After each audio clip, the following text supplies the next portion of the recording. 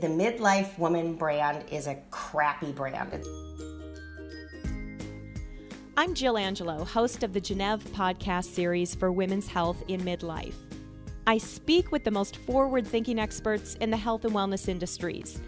These experts are helping women 40 plus feel confident and in control of their health in the most vibrant years of their lives. So join us on this journey of women's health. What do you think?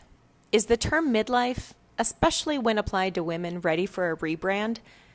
Author, brand strategist, and motivational speaker Juju Hook believes the midlife brand is out of date, if it was ever accurate, and she's ready to replace it with the vibrant, powerful, sexy PrimeTime. Juju, it's really exciting to be here with you today. Let's look at first your background, because I think that's what adds some really interesting color to the things we're about to talk about. You're a brand strategist. Tell us a little bit about your background and what led you to really be focusing on women in midlife and embracing that as a brand in terms of taking on midlife and living their best in midlife. Yeah, so I started as a brander years ago, straight out of college in the financial industry. And then when my son was born, decided to kind of open my own agency. I didn't want to travel anymore. At that time, I was the brand director for Jujus. So it was an international job, and I pulled back on that, and I opened a consulting firm, which eventually led to a boutique branding agency, and I specialized in banking and financial and automotive for about 15 years. And a real part of kind of my midlife story is at about 47, I burn out, and I know we're going to talk a little bit about that later, and just kind of lost my luster for it. And what I decided to do was create an online course so that entrepreneurs could brand themselves the way big companies do it, with all the strategy behind it and all the steps that kind of get missed when you go direct to the subcontractors, right? If you go direct to a designer or direct to a copywriter, you miss the part where you strategize your brand. So as I put this course online, I started coaching people through the course. One of the things I realized is that the midlife women, the women over 40, had the best potential in out of the hundreds of people that I coached to have these killer brands. They were really, really ripe to bring something to the world, but they were unwilling to step into that potential. They were really reticent about claiming what was theirs, about saying, this is what I'm great at, or this is the experience that I have, or this is what I'm going to do next with my life. And I met a lot of women who didn't even feel qualified to do it. They wanted to create a brand, but they were afraid to move forward. And so this light bulb kind of went on about the way I was feeling about myself and what I was seeing with these women. And I started a little research project, and it just validated everything that I thought about midlife, which is that the brand has really bad messaging. It's the midlife woman brand is a crappy brand. It was poorly created over centuries, by our moms and our grandmas, as well as all the men who helped create the brand, and the messaging is off. It just doesn't work anymore. So I set out to change that. Why does a person need a brand? How do they use it in terms of setting and establishing their image? I'm more concerned about the brand of middle-aged women in general. Right? The brand of middle age. So a brand really is nothing more than what people think of or what they feel when they hear a name. So if you kind of close your eyes, and I am to go through a number of names, and you just think of the first word that pops into your mind, and I say Tiffany or BMW or the Waldorf Astoria, you get these feelings, right? And then when I say middle-aged woman or menopausal woman or 50-year-old woman, you get a totally different feeling. Yeah. Now, the problem with that is that it's messaging that's creating that feeling. It's not real. It's bad messaging. So women go into their 50s or they head toward their 40s with this feeling of trepidation, and then they hit it, and what they're experiencing isn't really validated by the messaging, but they believe the messaging anyway. And the brand dictates the way they behave or the way they perceive themselves. And that's really unfortunate, right? So we buy the crap that the world sells us about ourselves, and it just debilitates us. So I kind of set out on a goal to rebrand middle age for women. I think it needs a rebrand, and I'm taking 1 million women with me to help me do it. Well, and you started this dialogue in your book, Hot Flashes, Carpools, and Dirty Martinis. Is that where it began, or did the research begin before that, or which one came first? The research led to the book. So where it really began was with my own story. I was 47. I owned this agency. I had a super big client. I had, 7 or 8 people kind of working on this client. I had them for a number of years. They were represented a lot of my income. And I knew that I was going to lose the client. They were going through a shift. I could see within 6 months that they weren't going to need our services anymore. And I had to ask myself, am I going to go back into a boardroom, put another suit on, pitch another client to replace this, or am I going to make a shift in my life? And I was 47. I was feeling very uninspired about my own career. I'd been doing it for 25 years. I was on autopilot. I had, at the time, my son was 13. I was way more involved in his life than I needed to be because I didn't really have a purpose. So I was all up in his business. So I kind of had, not really a meltdown, but I had an existential crisis. And at the same time, I started talking to all these women, and they were all having it in some way or another. We were all focused on these problems that they were really there, but they weren't there in the way that we saw them. If the messaging was removed, if the limitations were removed, then we were free to move forward and do other things and experience midlife in another way. And that led to the book. That's awesome. So, we've done a review of Hot Flashes, Carpools, and Dirty Martinis. And I love the title, by the way. It's just so sassy. So we've done a review on genneve.com. So everyone listening to this should go read the review. But better yet, they should get the book and read it.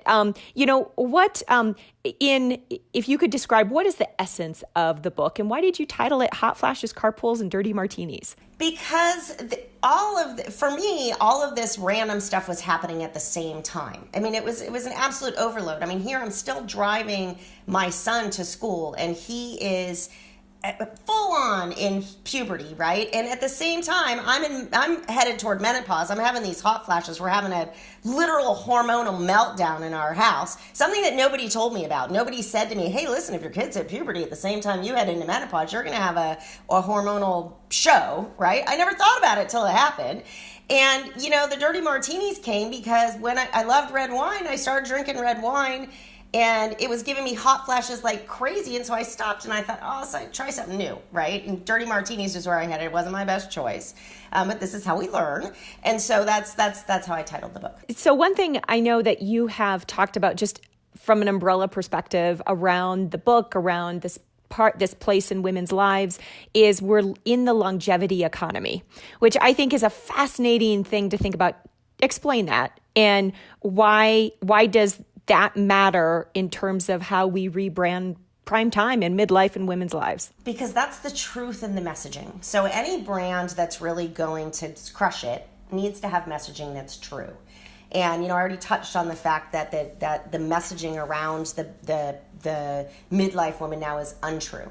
So the longevity economy, this is not my thing. There's all kinds of books written on this, but the longevity economy really outlines the fact that it's going to be older people who control massive amounts of money in the U.S. and otherwise all throughout the world. And just because of the way demographics are working, women are going to be in charge of the lion's share of that money. In addition to that, we're going to be taking care of the other people who have the money because we live longer. And women are working, much, much further into their lives. So what's happening is there's a shift. Women are really literally coming into financial power. At the same time, we're experiencing all this Me Too moments and the year of women and all of this power shift that's so amazingly beautiful for women. But if we don't change the brand, if we don't change the messaging that we tell ourselves, we will miss out on that potential. We will miss out on our opportunity to shape the way the world works. And I know one thing, if you really have a problem, like if you have a complicated problem where you need to juggle things or have great judgment or have someone step in and solve it or help you, hide a body or use duct tape, you call a middle-aged woman, you call a 50-year-old woman. That's who you call. They know how to do this stuff. So we have this opportunity now to really make a difference in the world and to contribute on a new level in the longevity economy is sort of the facts behind that. So I'd like to see women step into that in a way that's glorious. I think what makes this feel overwhelming is that it's going to start with each individual person to change this messaging. I know you work with women through your program. What does that look like in terms of activating a woman to change the messaging, or to change those whatever lies or myths or whatever she's hearing in her own head or society's telling her, so that we do start to activate and make this big global change person by person? It starts with permission. So the number one question that women need to ask themselves is, what do I want? And most of us have never asked ourselves that question in any real way. And when we do ask ourselves that question, we are riddled with guilt about pursuing what it is that we want, or we are afraid that if we pursue what we want, people aren't going to like us, or we're going to get pushback, or that it's inappropriate, or any number of these 6 lies that I talk about. So the very first thing that I ask women, and I work with women different ways. I have an online group of women where I group coach and they work with each other.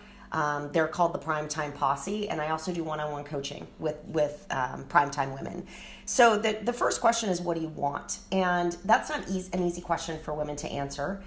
We've been told our entire lives that it's wrong to have what we want. If we're good girls, put other people first. Good moms take care of their kids first. Good wives take care of their spouse first. That's the way it works. And that's just bunk. On top of it, our bodies were wired to procreate and to nurture. So just about the point that you're approaching menopause, just about the point that your body is shifting and your intuition is screaming for you to do something else, we're afraid to do it. We're afraid to answer that question. We're afraid to lean into it. So that's the very first thing I do, is direct women toward that question. What do you want? What's calling your name? And I don't need women to find out their life's purpose. I'm not sending anybody under a tree to ask, for divine intervention about why they were sent here. What do you want, right? What'll turn you on? What'll float your boat? And let's start there. And women are just delighted to pursue it. You talk about 6 lies in the book. And there's one in particular that kind of strikes me, is this lie of impropriety around, well, I shouldn't dress that way, and 50 looks completely different today than it did 10 years ago or 20 years ago. So talk a little bit about that lie and how you help women overcome their sense of that. In the book, for each of the 6 lies, I give an example of a primetime woman who's overcome that lie. And for the lie of impropriety, I use my mom. She's 79 now. She's the hippest woman I know, and she doesn't ask anybody else what's appropriate ever for her. And I think that really the lesson there is that we have to learn to trust ourselves. And one of the things that I realized about myself just over the last 5 years is that I had so many things where I felt that I couldn't trust myself. I couldn't trust myself with a bucket of chocolate chip cookies. I couldn't trust myself to, this is what I thought. This was the dialogue in my head. I couldn't trust myself to have a couple of drinks the night before something big because I would ruin it. I couldn't trust myself to pick out an outfit. I looked for somebody else. I couldn't trust myself to validate my work. I needed someone else to do that. And ultimately, I thought, I would never do this to somebody else that I was trying to mentor or raise. I would teach them. I would tell them, you're all right. Your intuition's good. Trust yourself. And so this idea of what's appropriate for me comes from me. There isn't anyone in charge. This is news to a lot of primetime women. There's no one in charge. There's no one keeping score. There's no one making rules. There's not written anywhere that this is okay for 40 and this is okay for 50 and this is okay for 60. So you got to make it up. And the way that you make it up is to trust yourself and lean into that. And that takes practice. Is there a point in life where we no longer ask? Because you hear the FU50s, or whatever, that. So I think that meme is starting to rise up. But have you seen any sort of trend or place in the women you work with where that request for permission starts to die down? I think that I've always heard from women and men that when they turned 50, they stopped caring about things that they used to care about a lot more. I'm not sure that I ever understood what that really meant, but I think if you want to give yourself permission, you have to have a practice. If you want something to change in your life, something has to change. So I don't think this stuff is going to come naturally. And if it came naturally, we wouldn't have the brand issue that we had. have. So I think all of this is a practice. It's a practice to wake up every day and say, what is it that I want and what am I going to do to get it? And what's keeping me from getting it? One of the things that my coach taught me that I talk about in the book and that I talk to women about all the time is that why questions are killers, right? As soon as you start to say, well, why don't I have this? Well, why am I not happy? Well, why don't I feel this way? You would give yourself horrible answers. Well, because I'm a piece of crap, because I don't know how, because I don't deserve it, because I didn't work hard enough. And that's not helpful. So who, what, and how? Who, what, and how can I give myself permission to live the life I want to live? Those are the right questions. Juju is offering one of our listeners a chance to sign up for her Positively PrimeTime program and join the PrimeTime Posse, a $247 value. She describes all the value of the posse at the end of this podcast, so make sure to stick around for that. Then, stay tuned to genneve.com for details on how you can enter to win.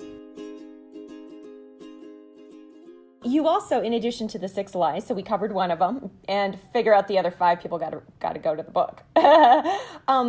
You also talk about 3 math problems, which I love because it brings some logic and some economics to it all. Explain that. I call it Mad Girl Math, and that started, when my son was really little. They did this thing at school called Mad Dog Math, where every day they had to practice their times tables, and they had these math problems, and they would give all the kids the same math problems. I think they had to do 20 math problems, and first they had to do them all in 2 minutes, and then they had to do them in a minute and a half, and then they had to do them in a minute. And so every kid in the classroom was at a different stage at different times. You advanced when you got the basics, right? When you knew all of your times tables for 1, you moved on. When you knew your times tables for 2, you moved on. And these facts, they stayed with you, these math facts. And so one of the things that I find in women is that we have 3 math facts, 3 equations that exist in our heads that are wrong. Like if somebody told you that 7 times 6 was 37 and you carried it around with you your whole life, it would just mess you up every time you went to embark on anything that involved that math fact. So these 3 equations are my thoughts equal reality. The things that I think are real. And women are so shocked when I tell them that the things that you think are not real. They're just bull crap. They're happenings like lightning or a door slamming. And we don't have to believe everything we think. We shouldn't believe everything we think. The second equation is that my feelings are facts. And your feelings are real. They're real. They happen in your body. They're visceral. There are reactions to them, but they're not facts. Facts exist outside of you. Facts are proven. Your feelings are reactions to stimulus. Something happens, you react to it. That's a feeling. So I don't discount feelings or say that your feelings aren't important. I just don't want women to make decisions, especially decisions about their future and their happiness based on their feelings. I want them to make decisions based on the facts.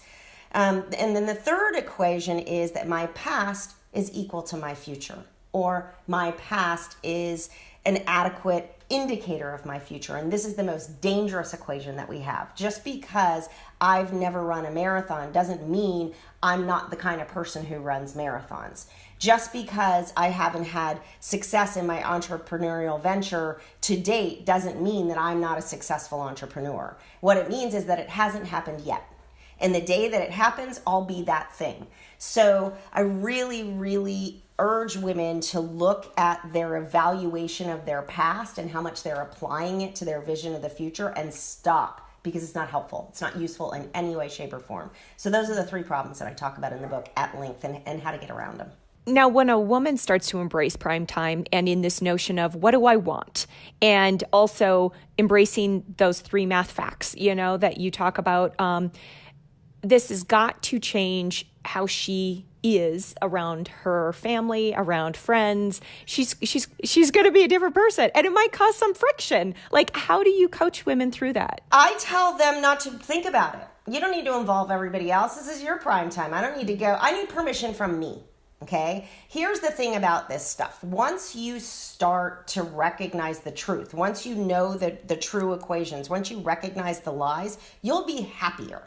And when you're happier, you'll have more to give. And when you have more to give and you're more enjoyable to be around, people are going to be glad about that. They're not going to ask you that. When I first started to meditate, my husband bought me, and I talk about this in the book, he bought me a trip to Deepak Chopra's center to do an eight-day meditation retreat, which was about as woo-woo as I got, right? The La Costa Spa and Resort in Carlsbad.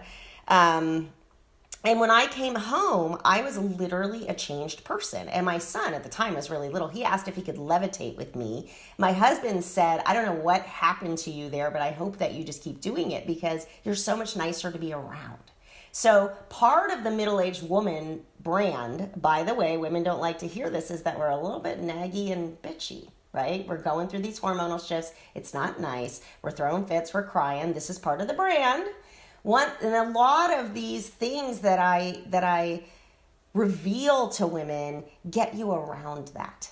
And so I can't really see how, there are people in your life who may want to hold you back and hold you down because of their own issues, but I would not make that part of the journey or the problem. Deal with that as it comes up. Any strategies on how women can rise above the rage or the anger they sometimes feel at this point in time in life? Yeah, so the math facts are really all about that, right? And, there are people who are just masters at this. And so I talk about that in the book. The number one person that I recommend about that is Byron Katie. I love Byron Katie for anybody who's ever done the work. Most of the time that you feel really mad at somebody, pissed off, the rage that you feel, it is driven to some extent by your hormones. But I think that a lot of studies have indicated that what your hormones, those hormonal shifts really do, especially where rage and depression are concerned, is they intensify what you're already feeling. In other words, a hormonal shift doesn't make you depressed, but if you're prone to depression, it's going to affect you more than somebody else. So the rage really has to do with us sitting down and thinking, now, wait a minute. This is what I think right now. This is what I feel. Is this factual? Is this reality? Or is this something that happened in my head? And if it happened in your head, don't let it out of your head just yet, right? Stop, think about it. Because at the moment that you do something about that rage is the moment that it's going to catch up with you. The moment that you take it out on your husband or your coworker or your kid or your dog is the moment that it doesn't serve you anymore. Nothing's happening to benefit you. So it's really all about being able to look at that stuff and saying, do I really care about this? Do I want to pursue this? Do you see in society places where the messaging is starting to shift and change? You mentioned the Me Too moment. So those are catalyzing moments, I think, that are bringing women together to start to change the dialogue. But do you see some positive shifts? Yeah, I don't know if you know who Cindy Joseph is and the brand Boom by Cindy Joseph, but she's amazing, right? She's just, 62 years old. She's a model. There are tons of women in Hollywood who are starting to talk about this now. There are fashion brands and makeup brands who've come out now and said, we're not going to airbrush wrinkles anymore. We're going to show women as they really are.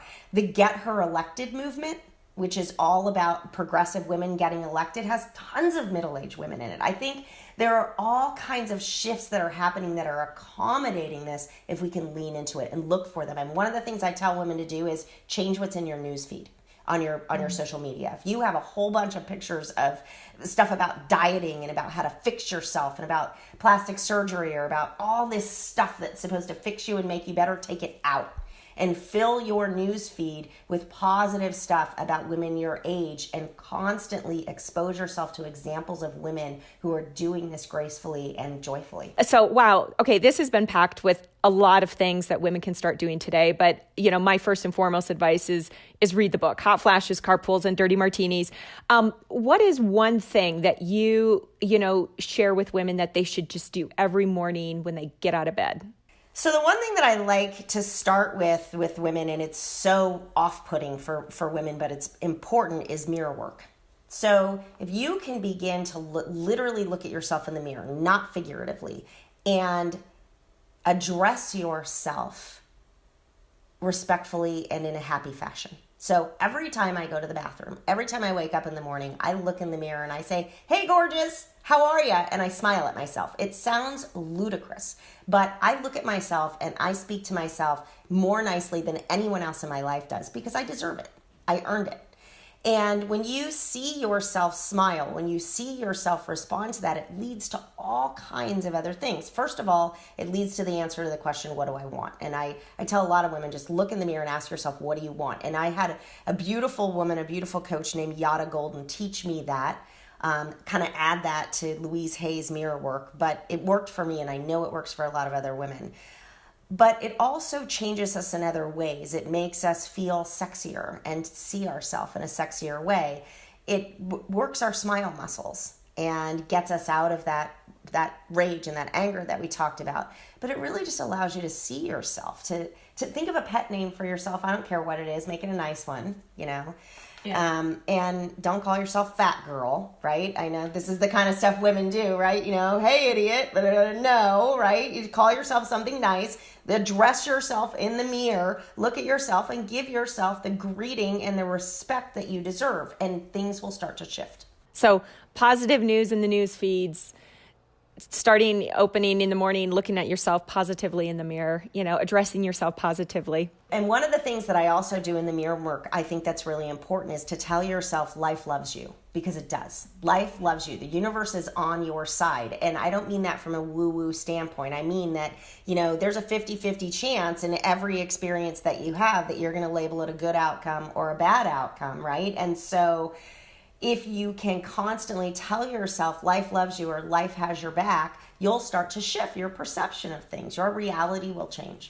That's great. Well, what a wonderful note to end on in a positive way. I'm really excited because you are bringing an amazing offer to our listeners. Tell them a little bit about that. I'll let you do the reveal. So first things first, you can get the book for free. I won't offer this forever.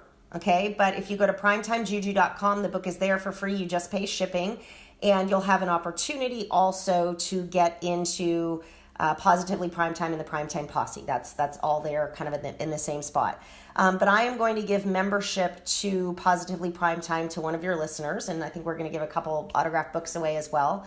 I charge $247 for an all-access pass. You can also pay yearly or you can pay monthly, but $247 just gets you in and keeps you in. And the way that Positively Primetime works is that we have an online group called the Posse, the Primetime Posse, and there I show up every day, pretty much every day. The women talk to each other, and we go over all of this kind of stuff, you know, in and out, the ins and outs, and it's pretty irreverent and sassy. And then the second thing that is available to the women who are in the posse is what I call the clubhouse. And so a lot of things are pre-recorded or for consumption on your own. And so once a month, I do a 2-for-1 happy hour where I interview 2 experts on the same subject, and I record that and put that in there. I'm just now starting group coaching calls for the group, and I put those in there as well. And I have a couple of courses in there. Badass Permission Slip for the women who don't know how to give themselves permission. There's a 6-part course in there. And then I have a course called Start to Finish for women who have big ideas and never do anything about them. Because that's another thing that I hear from women is, oh my gosh, I have all these great big ideas and all these things I want to do. And I dream about it after a couple glasses of wine, and the next day I wake up and do nothing. So this is a 21-day bump. You know, how do I get into this? How do I get started? How do I get one foot in front of the other so that when I start, I can finish? So that's all there. We're going to give one away. And for women who don't want to wait for the contest and want to jump in and buy it, you get it. Once you order the book, it'll pop up and you can buy it. That's so fantastic. Thank you. Oh, God. And again, that's at primetimejuju.com. And Juju is Juju. Just want to make sure. And we'll have that in the podcast notes as well. So thank you. Wow. This has been a fantastic high energy interview, and thanks to you. So thank you. Thank you for what you're doing. One person at a time. And we're huge fans, and we'll hopefully bring a lot more women into the posse so that it just continues to grow. Our thanks to Juju Hook for helping women step into their power and into prime time. Find out more about Juju or order her book at primetimejuju.com. Remember, for a limited time, you pay for shipping only, so don't wait. Coming up, we've got 2 great podcasts lined up for you. One is with Melisha Marks, founder of Poplin Style Direct, who's going to talk to us about dressing and loving your body. We also speak with Dr. Lisa Mosconi, who has some very important information for all women about the connection between menopause and Alzheimer's disease. Make sure to tune in to genneve.com, sign up for our newsletter, and subscribe to us on iTunes, SoundCloud, Stitcher, and Google Play so you never miss an episode. I'll see you soon. Thanks for listening to the Genneve podcast series. We welcome your feedback at genneve.com. That's genneve.com. You can follow us on Facebook and subscribe to us on iTunes or Stitcher, and you'll never miss an episode. The Genneve podcast series is produced by Shannon Perry. Theme music by Smitty. And until next time, watch the Genneve website for new stories and offers all dedicated to women's midlife health.